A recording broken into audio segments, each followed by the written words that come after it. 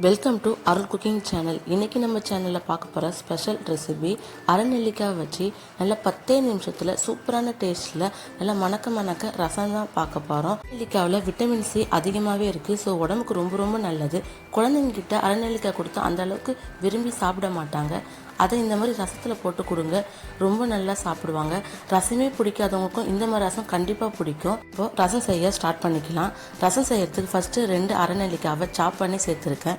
காரத்துக்கு 1 பச்சை மிளகாய், 3 தக்காளியில் 1.5 தக்காளியை நான் இதில் சேர்த்துருக்கேன். மீதி 1.5 தக்காளியை அப்புறமா தனியாக கரைச்சிக்கலாம். எல்லாமே சேர்த்து கரைச்சா கட்டியாக ஆகிடும். ஆனால் கொஞ்சம் தக்காளி அரைச்சி செய்யும்போது டேஸ்ட்டும் சூப்பராக இருக்கும். இப்போ 2 பூண்டு போட்டுக்குங்க.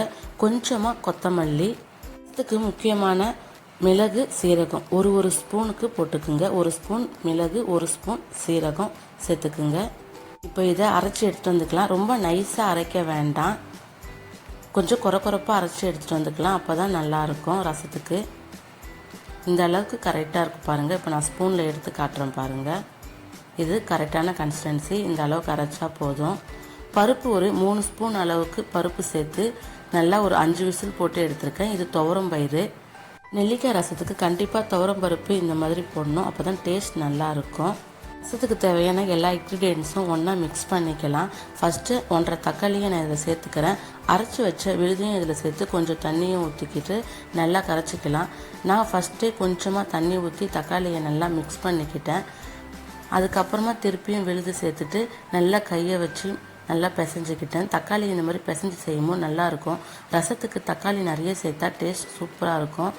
அதுக்கப்புறம் துவரம் பருப்பையும் அதில் சேர்த்துக்குங்க. 3 அரைநெல்லிக்காய் நான் இதில் சேர்த்துக்கிறேன். நீங்கள் எக்ஸ்ட்ரா சேர்க்கனாலும் சேர்த்துக்குங்க. தேவையான அளவு உப்பு, 1/4 ஸ்பூன் அளவுக்கு மஞ்சத்தூள் நல்லா போட்டு மிக்ஸ் பண்ணிவிட்டு ஸ்டவ்வில் எடுத்து வச்சுக்கலாம். இந்த ரசத்துக்கு புளி ஊற்ற தேவையில்லை. அரைநெல்லிக்காய் போட்டிருக்கோம் இல்லையா, அதனால புளி தேவையில்லை. ஸ்டவ்வில் எடுத்து வச்ச உடனே மறுபக்கத்தில் தாளிப்பு ரெடி பண்ணிக்கோங்க. ஏன்னா ரசம் கொதிக்கக்கூடாது. இந்த ரசத்துக்கு நார்மல் எண்ணெயில் தாளிக்கிறத விட நெய்யில் தாளிக்கிறது தான் ஸ்பெஷலி. அதோட டேஸ்ட் சூப்பராக இருக்கும், வாசனையும் சரி. 2 ஸ்பூன் அளவுக்கு நான் நெய் ஊற்றிருக்கேன். நெய் நல்லா சூடானதும் நான் கொஞ்சமாக வெந்தயம், மிளகு, சீரகம் இது 3 தான் போட்டு தாளிப்பேன். ரசத்தில் நார்மலாக நாங்கள் கடுகு போட மாட்டோம். நீங்கள் கடுகு போடுறதா இருந்தால் ஒரு 1/4 ஸ்பூன் அளவுக்கு கடுகு போட்டுக்குங்க. நல்லா பொரிஞ்சதும் கொஞ்சமாக இஞ்சி பூண்டு நல்லா நசுக்கி போடுங்க. அது ஃப்ளேவர் டேஸ்ட் ரெண்டுமே சூப்பராக இருக்கும். 4 காஞ்ச மிளகாய், குண்டு காஞ்ச மிளகாவை காம்பு எடுத்துகிட்டு போட்டிருக்கேன். கொஞ்சமாக கருவேப்பிலை, கடைசியாக கொஞ்சமாக பெருங்காயத்தூள் போட்டுக்கலாம். ரசனாலே பெருங்காயம் தான் டேஸ்ட்டு. கொஞ்சமாக பெருங்காயம் போட்டதும் நல்லா எண்ணெயில் இந்த தாளிப்பு சூப்பராக ரெடியானதும் ரசத்தில் எடுத்து ஊற்றிக்கலாம். இப்போ தாளிப்பு சூப்பராக ரெடி ஆகிடுச்சு. ஸ்டவ் ஆஃப் பண்ணிவிட்டு எடுத்துக்கிறேன். மறுபக்கம் ரசமும் ரெடி ஆகிடுச்சு. இந்த அளவு கரெக்டாக இருக்கும். இதில் எடுத்து தாளிப்பு நம்ம ஊற்றிக்கலாம். தாளிப்பு ஊற்றி கொஞ்ச நேரம் ரசம் இருக்கட்டும், ஏன்னா இன்னும் கொஞ்சம் குக் ஆகணும்.